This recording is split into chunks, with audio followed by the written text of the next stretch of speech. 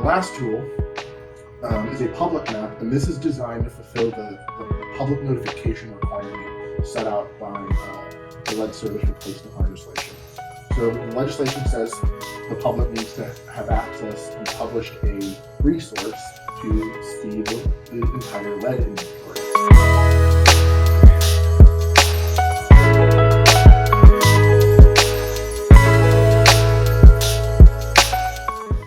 Thank you all for tuning in. Today we're going to have a discussion around infrastructure management and how local governments can be using asset management tools to do that effectively. I'm Ralph Nickisher, and joining me today is Grant Dixon, one of our GIS administrators here at MGP. So Grant, can you tell me a little bit about some of the trends that you've been noticing when it comes to infrastructure management in local government over the recent years? Yeah, over the last few years, the biggest change or trend that's been coming down the pipeline is a need from local government to be making more active decisions on their data. They're needing more reliable information to back up their decisions on what water mains to replace, what trees to remove, and that need is becoming greater and greater every day. I know when I started back in 2007 in local government, that need was growing more and more. We had an elected official body when I started who, would just rely on staff's recommendations, and we would put some data together, but it wasn't always very complete. But that shifted greatly, throughout my years working in the industry, and elected officials want to know, hey, are we making the best decision with this investment here? This capital program is millions of dollars. Are we, doing this in the appropriate way and not just making decisions based on politics? Yeah, it's more and more people are more knowledgeable about what's going on in a municipality, and they're making sure that every dime that is spent is providing a benefit back to the public.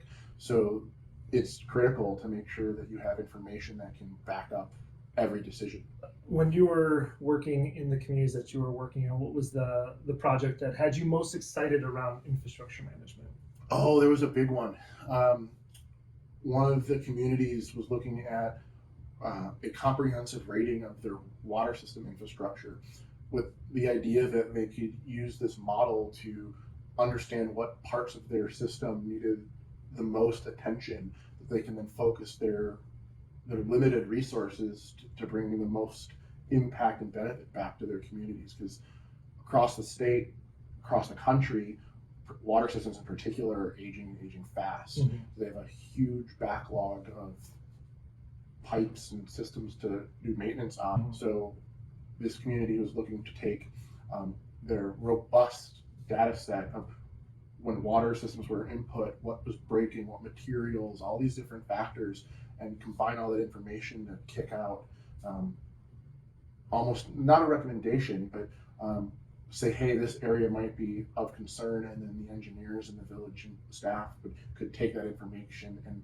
make extremely educated decisions to move forward on projects. Mm-hmm. Yeah, that risk assessment is critical. I mean, when I was working in forestry, there's a risk assessment tool that foresters use to assess the likelihood of failure on a tree, right? And why can't those systems be applied to other infrastructure that local governments are managing? So you could then start to take that data that you said like main breaks and age and material type, and put that into the system to then start predicting, here's where our likelihood of failure is going to be highest. Mm-hmm. And, thus we should be making investments in this section of town. There's a lot more transparency with how infrastructure investments are being made. It's based in data.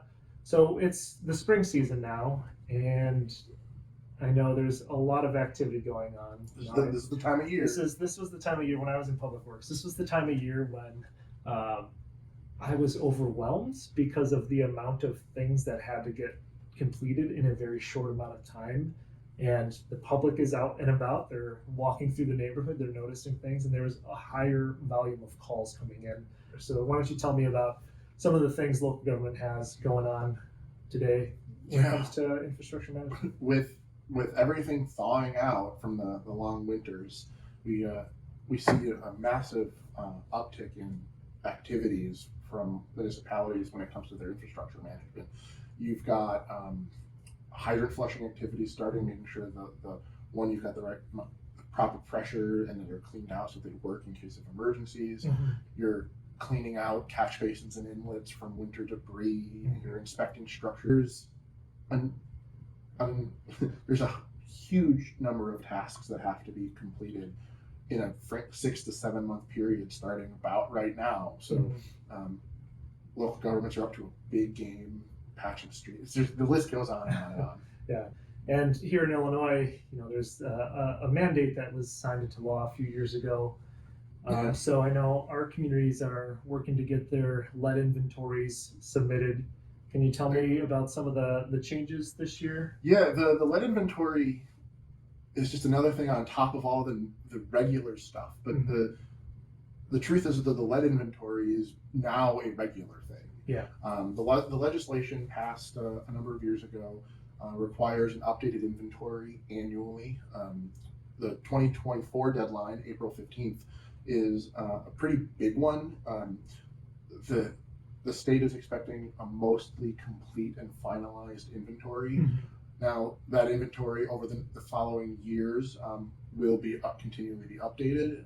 But the main replacement plans for lead services the first draft of that replacement plan has to be submitted as well. So this is a big moment for local government. They've got anywhere from 7 to 50 years of replacement work that they've got to have planned out in the coming weeks. Okay, so in the next couple of weeks, the inventory, it's expected that's your final inventory. Yeah. And then on top of that, the first draft of the replacement plan? Their replacement plan is due. The replacement plan will get updated every year as you update your inventory. So if you find out that a pipe wasn't lead or was lead that you didn't know about, you update your inventory and you update your replacement plan. But those plans have to be in place here, and in order for that plan to be valid, they're expecting the inventories to be as full and complete as possible. So the question we get often is, well, what if my inventory changes over the coming years? And the answer to that is it's okay. It's expected to, but as the inventory changes, the maintenance plan changes. Now, MGP, we have an asset management tool that we've created, which is a series of different applications that local governments are using. And I know we have one specific to lead inventories that just went through a recent update, to my understanding. Is that right? Yeah.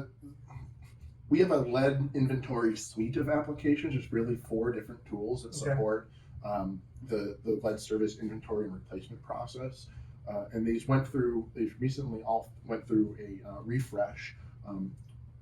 And with the goal of making it easier for the user to enter that information and make sure that information is entered in compliance with the IEPA regulations before it gets into the data and before you have to submit any of your inventory. So data is going in cleanly at the beginning, which then allows you to be more nimble and make better decisions off of that.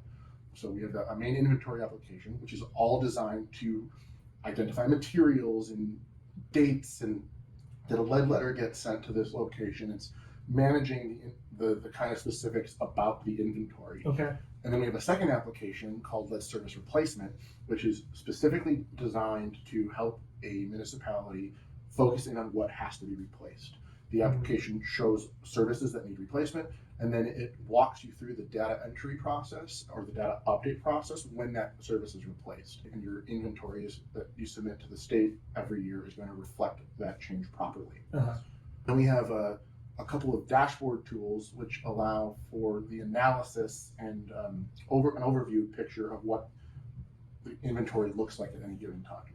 The first is an internal pointing dashboard, so it's meant for the use by public works supervisors, engineers. You can take it in front of a board. It's going to give you that high level understanding of what's currently happening in your inventory. So it highlights how many services have lead in them. So it gives you a really easy visual of what needs to be done. And then there's filters and tools that you can use to refine your search and say, or go, hey, how many lead services have I not sent a letter to yet? And you can easily see which, not only get a count of those, but also see them on the map where they are, so you can then process that task. So the dashboard is designed to be used alongside the collection tools to help make this whole process as easy as possible. And this is designed to fulfill the public notification requirement set out by the lead service replacement legislation. So the legislation says the public needs to have access and published a resource to see the entire lead inventory. We have a dashboard map tool that clearly shows to a resident what every service in the community is material-wise, and it indicates how many services in that community need to be replaced versus ones that are good to go. So a resident can type in their address, go to their property, see the inventory for their house, know what materials are there, and whether or not that they'll be getting a replacement at some time in the future. What is the benefit to doing this in a GIS system? And like, what would you wager time savings or cost savings? Like, what is the benefit to doing this in GIS? The benefit of this is, frankly, ease of reporting. So if the entire system, from applications to the database where the information is stored, has been standardized and automated, so that when information is entered into the system, the reports generate almost automatically. So you can go, if you needed a refreshed version of the IEPA report, you can get that report in the exact format the IEPA wants it in a matter of minutes, and not have to worry about where's all my different pieces of information, where's that stack of lead letters, where's the spreadsheet with the material, and then you have to combine all of it.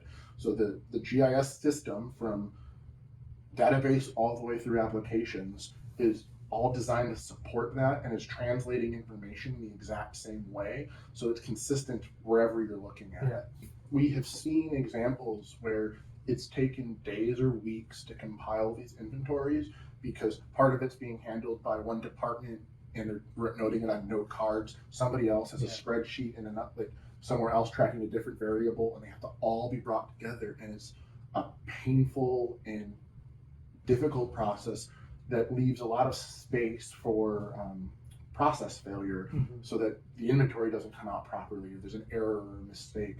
Whereas by leveraging the GIS platform, no matter what department they are in, whatever specific task they are responsible for, they can edit the exact information that they need to, and then when it's time to generate those reports or make decisions on that data, the decision makers and the project leads can say, they see all of it in totality instead of having to compile it from a bunch of different resources. It just streamlines the overall process from the beginning and makes everybody's life a little bit easier. Yeah, and this is one of those processes that spans across multiple departments too, right? You know, you have Public Works who may be responsible for the capital improvements, right? So they're noting where lead is getting replaced during the road project, right? Some communities have a separate engineering department. You know, that may not even be associated with Public Works. So they may be managing new construction, but Public Works is seeing lead when they're digging up a water main break, right? And they would need to update the inventory there. And then community development is another department who does, you know, plan reviews and new construction. The amount of input from different parties can be a lot. So instead of everybody working off of isolated pieces of information, this GIS can be that central hub that is supporting everybody involved. So we talked about the lead application in our asset management tool. What are some of the other asset management tools that we have out there? So we have a wide range of applications. We have tools for hydrant painting, hydrant flushing and flow rating, water main break tracking, sidewalk repair, catch basin inlet manhole cleaning, manhole inspections, the street light repair and bulb replacement.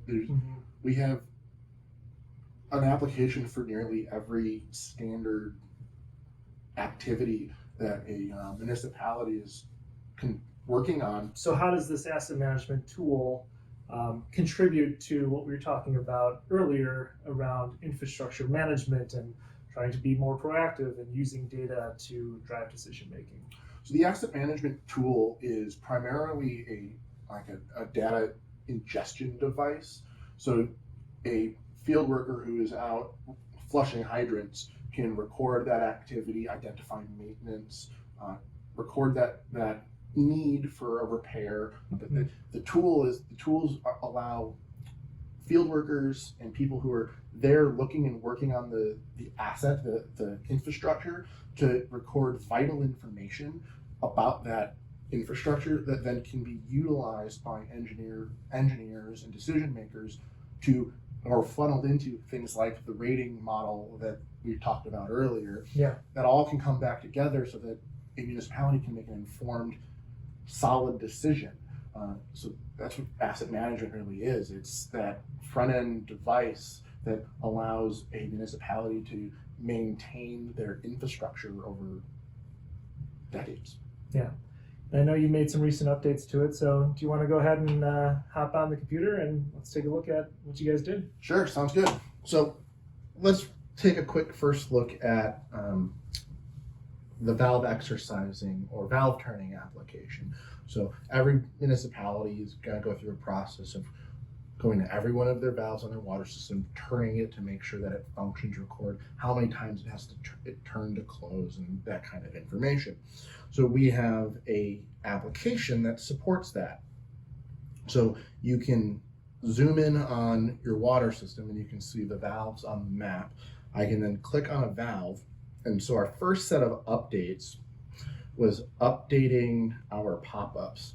So they're now grouped so you can close different groups. Mm-hmm. So different apps have different number of groups. So for example, the tree application, there's lots of field groups because there's 50 something different fields of information about the health condition and status of the tree. Uh-huh. So we've grouped it into logical systems so that like you got all your defects together, or you've got your location information bundled. Uh-huh. And then you can easily navigate through it. But then you also have access to that turning activity, in this case for the valve. So if I've turned this valve, I can go to my valve inspection table and I can hit add, and then you'll see that we have a brand new configured form. And these forms are logically built to help improve the ease of data entry, make it easier and faster for somebody to do something, and provide recommended pieces of information. So, for example, the first category here is valve exercising. Are you exercising this valve? Meaning, are you turning it? Well, by default, we've got it set to yes, but if you weren't, you can set it to no. But it's a required field, and you can see this. This means that the user has to enter a piece of information, mm-hmm. so that gives you good data quality to say, hey, yeah, this has been done, and it's been done the right way. It'll enable us to run all sorts of models because we can trust that the data that's there is solid. And in this particular case, we've already preset a value, so the user can just kind of skip right past it because they can rely on that it's set. The mm-hmm. only time they would have to change it if they didn't do that activity. Uh-huh. And then the next item here, you'll see we've already pre-populated the date. Mm-hmm. You can't change it because it's using the day you did it. So mm-hmm. the user's out in the field, they turn that valve, they go to the form. Now they don't have to waste time entering in a date from a calendar. They just do it. They enter their name in. So know who did it. Then it goes into condition information. Oh, I need to. This valve took me 73 turns to close, which would be really, really bad. So, but if you noticed, it gave me an example. Yeah. It suggested, hey, you should put a value like this number in uh-huh. here. So I can put my 73. I can then say, hey, does this have a leak or not? Mm-hmm. Let's say it does. I can mark it yes. So now I've recorded information that the decision maker can say, hey, we're gonna have to schedule this valve for replacement at some point. So overall, the quality of life improvement for the user, right? Because this is mm-hmm. usually a crew worker or a contractor out there in the field. So these are all quality of life improvements for the user. That's exactly right, Ralph. It's all quality of life. The idea here is to make it as easy as possible to fill in as much detail as possible. Yeah. So where we can take we can make that happen, or we tried to. So, well, this is really cool stuff. Thanks for showing me around and having this conversation about infrastructure management. I suspect we'll have many more conversations just like this because we've just scratched the surface. So appreciate you showing me around today, Grant. You're welcome. Thank you for having me.